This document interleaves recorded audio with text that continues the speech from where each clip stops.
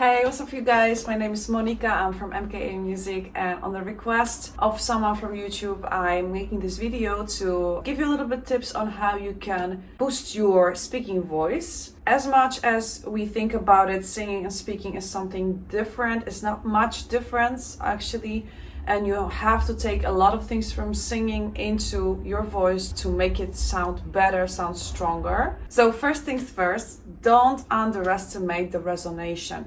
So how you can utilize spaces in your body to make your sound stronger. If you are a singer and you want to make your voice a bit louder, a little bit out front, let's say, you need to direct your voice on a mask, we say it. Actually, a mask is the front of your face. It's just the sensation that you get when you're actually using your voice, directing it into, and you use your nasal sound. Nasal sound is, maybe you actually met someone who has kind of a voice like this. It's a voice that's very strong, it's very loud, although it's not really pleasant because it just sounds flat. And you can see examples of voices like this in music, when people sing, but also in talking. I will present it to you how this voice sounds, because it's more or less like this. But it's a very strong voice because it carries, yes, it carries a lot. And you know, it's like a sandwich. You don't have to use it entirely 100% to full capacity. You can actually just add a little bit of this buzz, we call it. To find the buzz, you need to operate with your larynx. So if you're gonna raise your larynx, that's how you're gonna get the most of your nasal sound.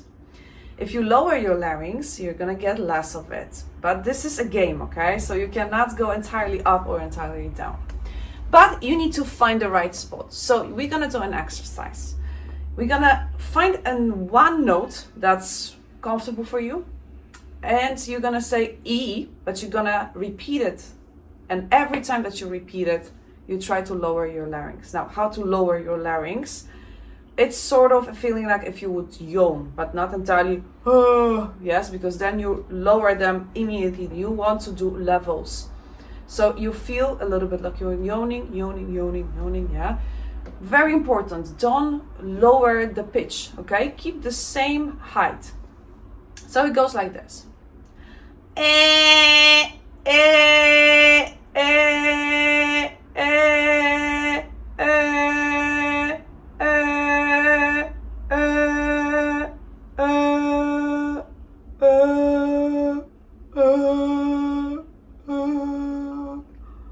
So I showed you, I walked you through the spectrum of what I have. I could probably still do a little bit more of the differences because it's like a lift, yeah? So you can go slightly down.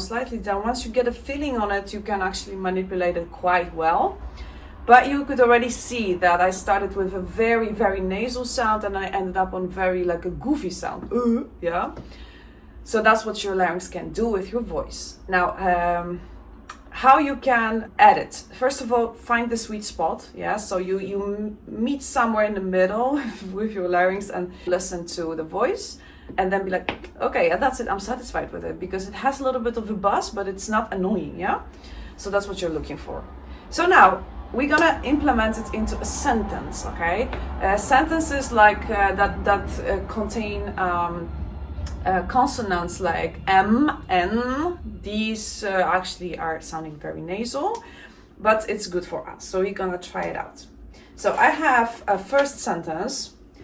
My mama makes my meal. A lot of M's.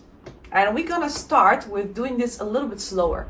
Why it's easier to work on your nasal sound or work on any sound for that matter when you're singing is because singing is a longer syllables. You're extending each word because it needs to fit in the rhythm. With talking, you actually throw the words, yes? But we are going to slow it down. So try to say it a little bit like you're in the slow motion. So you go, my mama makes my meal. Probably you notice I'm already extending a lot of M at the beginning because that's where I set my nasal sound. And where I hear it is on the vowels. So E in this case. All right, so once you get a grip on it, try to also experiment with the pitch. So how high you're gonna go, how low. We can also go a bit lower. My, mama, makes my meal. It's almost always the case that you are talking too low. So just don't go too low, okay? Just think, rather actually say it a bit higher than you normally would say. All right, so I go back to my pitch higher. And now we're gonna say it a bit faster, but still really try to do the same thing. It's just shortening everything, every syllable. My mama makes my meal. My mama makes my meal. My mama makes my meal. Yes, so I go faster, faster, and then at the same time more natural. But you have to come out first with this very slow, very robotic way of talking. Now, Rauna, I hope I say your name right. So someone who left a comment that wanted to have this video. You mentioned something about air pressure.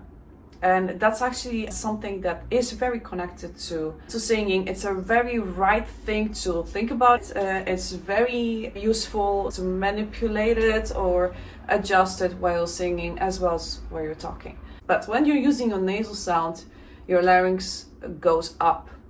And this way, you actually bring your vocal cords closer to each other. So think about vocal cords as like actually your lips. It's very similar. So when you do this, that's what happens when you do in your larynx. Ah, okay, then they are basically waving with each other, just they're pushed by the air and then they do this movement in a slow motion. But if you're keeping your larynx too low, they are a little bit further from each other, the vocal cords. And sometimes to the point that you get air between your vocal cords, and that's when you get a breathy voice. So you have to be careful to not sound like this, because that's actually when you have a breath, air coming through. So there's always 100% of air pressure and airflow. And now, if you have too much air pressure, let's say 90% air pressure, that's what you're gonna get left with your airflow, so 10%. If you have 50%, then the other one has 50. So you always, with air pressure and airflow, gets a full. So if I sing or say, mama, hello, that's more likely more airflow than air pressure. Okay, if you have,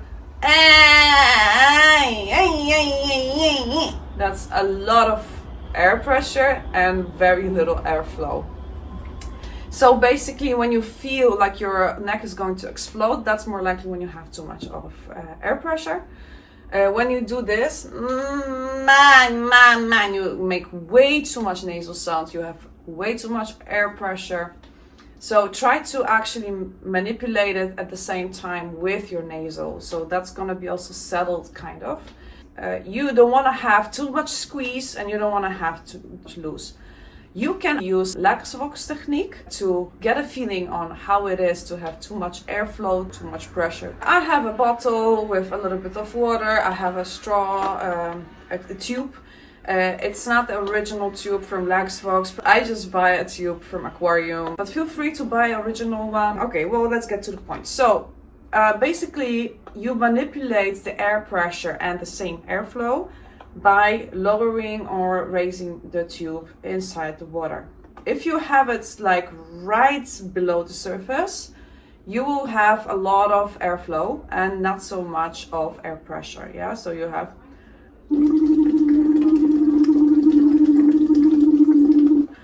under bubbles, you can hear my voice and it's breathy already.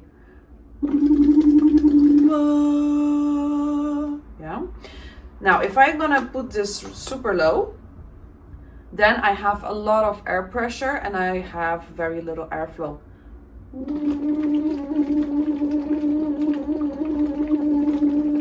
can also hear this under. So if you cannot really bring it yourself, it's very helpful to realize what is what, and you have to recognize in your voice what more you have, what's missing there. Yeah. So if you're missing airflow, that's when you have that kind of eyes. Many people, when they talk, they even like the veins coming out very strongly.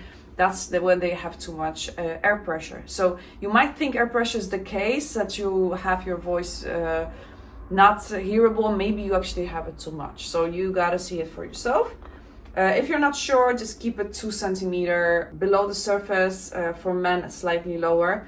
And then you can get this, let's say, a perfect balance between both.